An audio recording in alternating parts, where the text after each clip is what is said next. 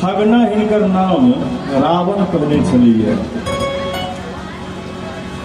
पौराणिक कथा में हम सब जो बैजनाथ धाम के कथा सुनै छी ताहि में रावणेश्वर महादेव रावण के द्वारा स्थापित कयल जे महादेव छथिन ओहिठाम बड़ा सुंदर एक भाव रावण कहिए। बाबा विद्यापति बड़ा सुंदर लिखे छथि, गे माई जो हम जनी तुम भोला बड़ा ठगना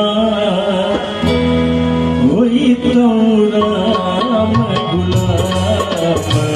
गे माई जो हम जनी तुम भोला बड़ा ठगना वही तो राम गुलाम। वही तो राम गुलाम के माही वही तो राम गुलाम। के माही तो हम जनी तो भोला बड़ा ठगना वही तो राम गुलाम।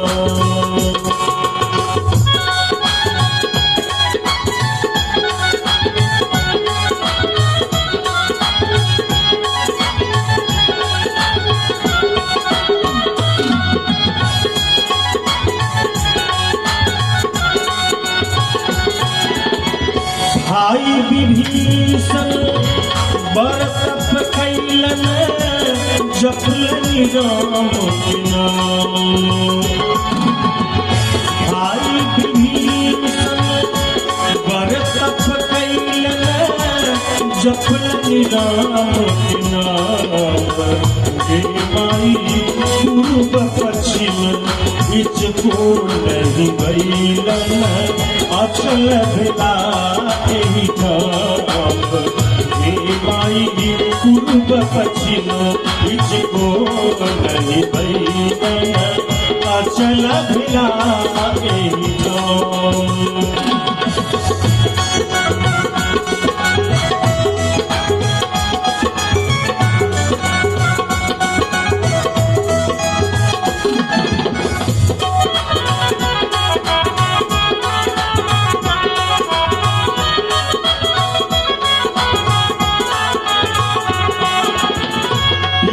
भुजा 10 मास चढ़ावले बड़ा सुंदर नाम कहिए। 20 भुजा 10 मास चढ़ावले भांग देल भरिकार। 20 भुजा 10 मास चढ़ावले भांग देल भरिकार। गे माई नीच ऊँच शिव किछु नहीं बुझलनि हर है। नीच ऊँच शिव किछु नहीं बुझलनि हर शीतलनि दूध मार। गे माई नीच ऊँच शिव